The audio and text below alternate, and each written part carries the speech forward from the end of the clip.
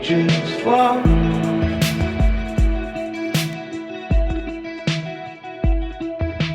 I don't mind. Scout, welcome to the Layered Onion podcast. I'm really excited for you to be here. Thank you so much for having me. Yeah, it was wonderful because you were in the Shallot, and so it's great to have someone actually local that we can talk to. Yeah, for sure.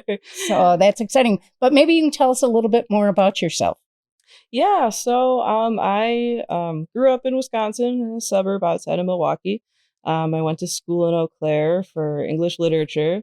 Had a lot of fun. I'm obviously, having worked in like restaurants for like 10-ish years, I am not like using the degree, but I don't regret it for a second. Learned a lot. Um, I majored in like, the literature side, but I managed to take enough like creative writing courses so that I have like an official advisor, assigned by the program, and then I have like my mentor. And my mentor in creative writing always like forgot that I wasn't a major. So that's where I kind of got my I guess my chops, most of them. What attracted you to writing? Oh, I've been writing since I was a kid. It's just kind of like a lot of like kids will like doodle in the margins of their papers when they're, supposed to be paying attention in class. And I would just kind of do the same, but like writing little stories. Yeah, so it's something I'd been doing kind of idly for a long time. And then I went to college and I had an awesome mentor there. His name is BJ Hollers, shout out.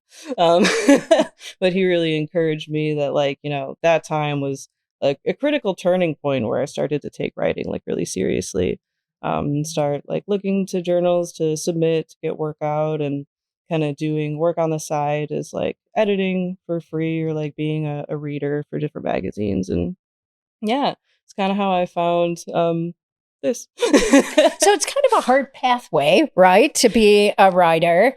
And clearly you were in the food service industry as well. Yeah. There are a lot of creatives in the food service industry. So did you find kind of a like community? Oh, absolutely. And that's since, and I guess we'll probably talk about this a little later, but since Morris Ramen closed, I haven't been working in restaurants. And that is the thing that I miss the most, is just like the community that you find of like people who, especially at like my age, like late 20s, are like kind of still drawn to work like that, work with your hands and work like really closely with like other people and late nights and doing all the, it's great. But I miss those folks, and it's definitely a community there. Well, and that's part of the reason why the Layered Onion teamed with Dane County Food Collective and REAP is this idea that so many creatives are in the food service industry. And there is really a parallel with sort of this idea of wellness, mental wellness and mental health. And that often you see the struggles that happen in the food service industry as well. Maybe you could talk just a little bit about how your writing, whether it be poetry, your short stories, etc., really help you with sort of mental wellness. Oh yeah, I mean it's a huge outlet. When I like don't write for a while, like I've always said, like my brain kind of gets sick. It's just like I have all these, and everybody does. You have all these like thoughts and images that you build up, and like for artists or writers or poets, like that's just kind of like the medium through which you process the world. So it's incredibly important in like mental health to be able to like, especially in an industry or, a working culture that's as alienating, I think, as we have just broad scale in the service industry and beyond. Just like being able to kind of come to yourself and see yourself, your true self, and like reflected in a painting that you made or in a story that you wrote or a song, super important. So maybe you could take a second, and do you have a particular poem you'd want to share with folks? Ooh, absolutely. This was actually something that I wanted to submit to the Layered Onion before, or the Shallot, before I decided on the other piece. But this is a poem about Morris Ramen.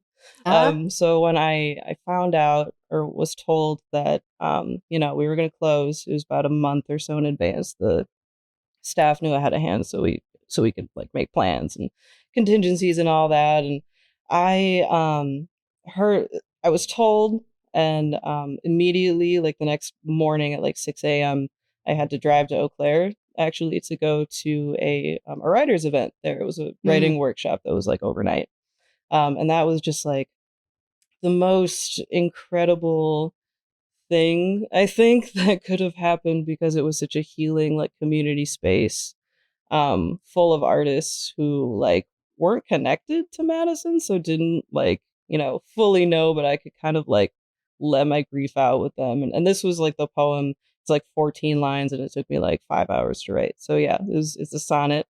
It's called Ramen Shop Sonnet. The ramen shop downtown is closing soon. I heard them say as much the other day. Now King Street winds blow through discordant tune. Now 20 of our neighbors lose their way to keep their roof, lose too a way of life. A corner booth where lay the owner's kid, a cook who curses using a dull knife, a broth that boils free of heavy lid. The steam that rises from a metal pan is waved away. With hands hardened by heat, the chef who finds the moth downstairs, what can they do? Not dead, just holding fast to sleep inside the box of veg. They take the thing outside, leave it to wake and shake its wings. I bet you they really appreciated the... Fran always has nice things to say to me.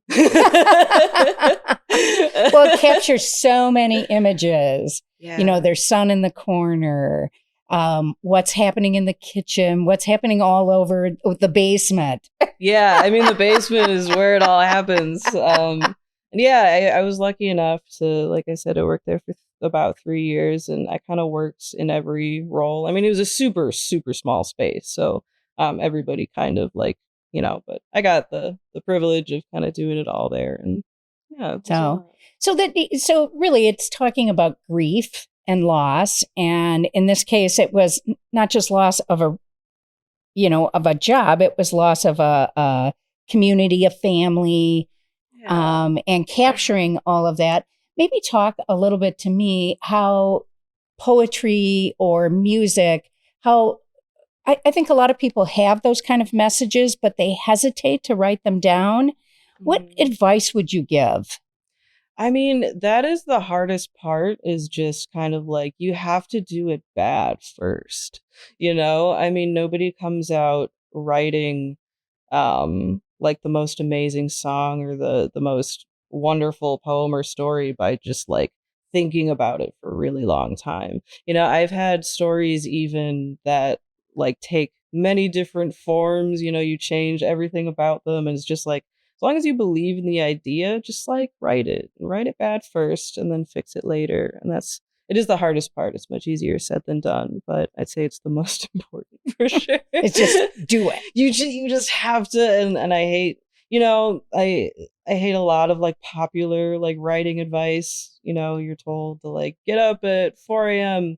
every morning and write for an hour every day. And like a lot of successful writers do that. And of course, like if you do that, that's wonderful. But for a lot of people, especially like working class people who don't work in their field of like passion, it's like, how do you find the time to do it? And you can't always do it, but when you do have that time, you just have to, even if it's bad, and even if you're tired, even if you're bored, you just got to put it on the page, or So do you keep a journal? Oh yeah as often as I can, and that helps. And I always say too that like if journaling didn't count for writing, like I'd be screwed. Like I would never like write, I'd write like 2 times a month. But yeah, I journal a lot. Do you ever think of releasing like a book of poetry or a novel or? Yeah, I always have a bunch of projects like that in the work. They're kind of like slow going. A lot of irons and a lot of fires, and sometimes it's exhausting, and I feel very discouraged because I think in culture and stuff, you see everybody's successes on social media, and it makes you like think about yourself and like, why aren't I doing that? It's just like, and the other thing about writing and art is that like it takes what it takes, and you kind of just have to let it do that. all I have to say, yes, I am writing a novel, and I'm writing like a collection of short stories and songs, and but yeah, they're all just kind of hanging out with me. Can we go back to your comment though? It takes what it takes. Explain that more to me. What you mean? I mean, a lot of people, myself included, they'll feel bad. They're like, why aren't I like finding that success, or why aren't I publishing things, or doing this or that? I have friends who are publishing books in jobs and careers that I had always dreamed of being in at this point in my life. And then I look around at my own life, and you know what? I'm happy with it. And things are still happening. It's just at a different pace than everybody else. And I think it would do a lot of people a lot of good to kind of maybe get in more of the mindset of just, it takes what it takes. It'll happen when it happens, and it'll be worth it. Well, and sometimes it's a circuitous path Yeah, that you take. And sure. I certainly know that, as you can see that, I'm in a different time, and Yeah. it took a long time for me to come back to my creative roots that I had younger. But it's worth it, right? Oh, yeah, Yeah. for sure. Yeah. And feel a peace that I didn't feel for many years. Yeah, for sure. I just recently saw Ada Limon, the poet laureate, speak in Madison at one of these places on State Street a little while ago. And she said this really awesome thing about she's gotten used to kind of these periods of like, ebbing and flowing of like creative drought, and then like these, really creative bursts as well. And over the course of her career, like, she's poet laureate in the United States. Like she's had, these same kind of struggles about like, oh, what if I never write anything again? Like it's been like months and months. What if I'm never creative again? And she just had to come to that peace on her own as well. It's just like it's not a linear path. But it's definitely great. I love it. Something that I think is difficult is to know when to quit picking at it. When is it done? And so for you, when do you have that moment that you think, okay?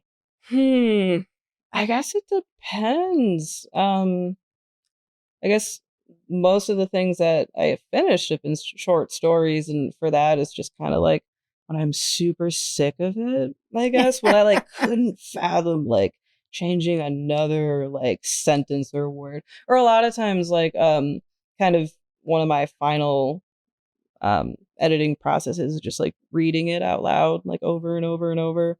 And it kind of helps to do that. So like when I listen to it out loud, and when it kind of like sounds real, it's like, oh, this is a real story that like a real person might read out loud somewhere. That's when I'm like, okay, I can like do that. But also, you'll think you're finished with it, and then maybe you submit it and get rejected like 7 times, and you're like, okay, maybe I'll go back and look at it. And then it's like, so you pick it up and put it down a lot. But yeah, when I'm sick of it, I just stop. Well, that's actually some good advice, because I have to say I have a tendency to just keep.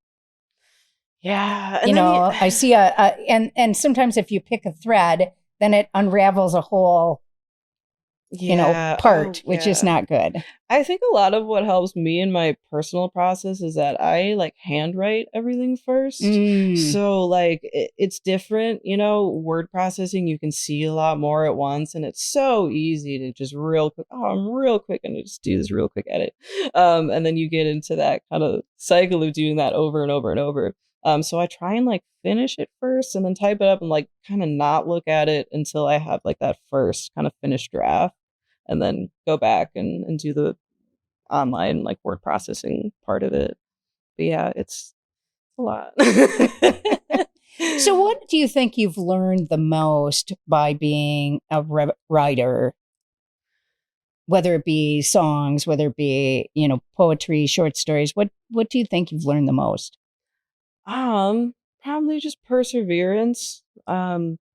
that it's just always going to be worth it. And it's kind of like, I always like to think of myself as like a writer first, I guess, and like everything else second, like even like a person second sometimes even. But it's just like, the way that you kind of process the world, I guess, if that makes sense.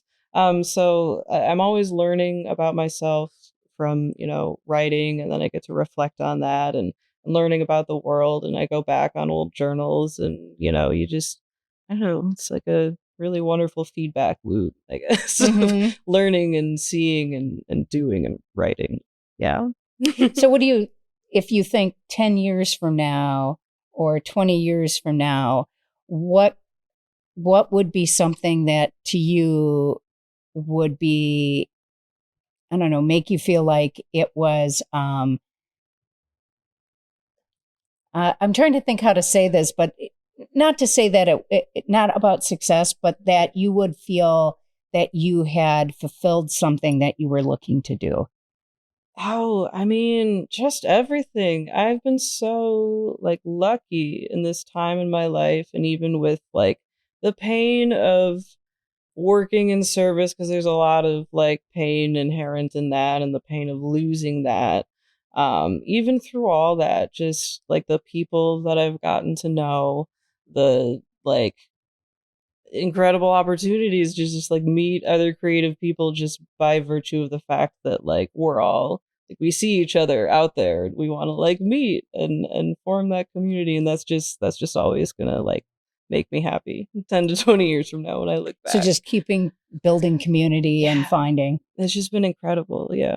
Actually, that's a very sweet thought of a pathway Yeah, is to just build community. yeah, I've really tried hard to never think that I'm like going down the wrong path. Hmm. There's a lot of talk of like right and wrong, and like, yeah, maybe I should be like working in a real job. I hate that saying, by the way, 'cause, like service jobs are Because, real jobs, like well, real people work them. right. But success looks a lot different to a lot of different people, and I don't think, you know, I'm trying not to think that, it's ever a wrong way to go. It's just different, and there's beauty in everything. I think there's a lot more acceptance now, though, for folks trying many different things Yeah, and yeah. not taking what used to be a traditional path. Hmm. At least I see that, and I appreciate that. I think it's more there than it was when I was It's your age. wonderful. Yeah, the barriers to entry for so many creative like avenues are just kind of not there anymore. I mean, a Hmm. lot of them. I mean, cost is always going to be something that people struggle with. But a setup like this, even like you can just rent a space, get a few like-minded people, like get the equipment, like it's possible, and your work has such a greater chance of reaching people who it resonates with, and Hmm. and that brings people together. And I think, yeah, it's incredible. I think we're living in a great time for for being an artist, especially while you have to be other things to survive as well. Right. Well, social media is both a good and a bad thing. I mean, the good thing, Double-edged sword. yeah, I mean, it allows you to get things out there, but on the other is, like you talked about earlier, there's some comparison that goes on. And to not do that is really important. Takes a strong, spirit. Yeah, yeah. And it's something I feel like you have to do really, like, you have to do it, and you have to think about it a lot. Um, and it's hard because there's always the inclination to like cut off all social media. Like I Mm, just want to like go and live in the woods and like never like speak to anybody again. But then like, it's good because I still keep in touch with like people from jobs that I worked at in Eau Claire like almost 10 years ago, and I have a kind of relationship with them where I feel like if we're ever in the same city, like we could like get lunch, and that's hmm. because we like see each other's stories on like Instagram, and like kind of have these little interactions that you're allowed to have with people. which I think is super important. But then, it can go too far, or you spend too much time, and then you're looking at everybody's life and saying, why isn't that my life? And it's like, well, because, you have your life. Right. It's As long as we different than remember that. that. Yeah. It's a So balance. what advice would you give 10-year-old Scout? Now, 20 years later, what would you tell 10-year-old Scout that you wish you would have known? Wow. A lot of stuff. 10-year-old Scout did not know very many things. I'd probably say 10. I mean, I was a very anxious child. So I'd say probably it's going to be okay. You can trust the people in your life more than you think you can. And that, it's never going to be as bad as you think it's going to be, really. Yeah, because, I think a lot of other people and anxious children catastrophized, a lot of stuff. I mean, it's been a journey to kind of like being non-binary and like recently having come out to my parents, which is like a big deal. And, I was in the closet for a long time as like a queer kid. So like that'd be the main thing, is that like, it's going to be okay. You're going to find people like you. And that applies to, being a creative as well. And I think a lot of creatives kind of are in that community too, certainly.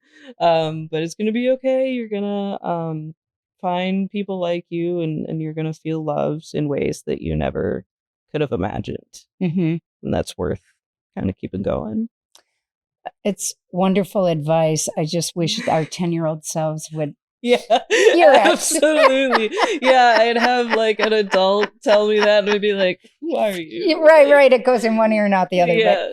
But, and obviously maybe it's the process of learning, right? For sure.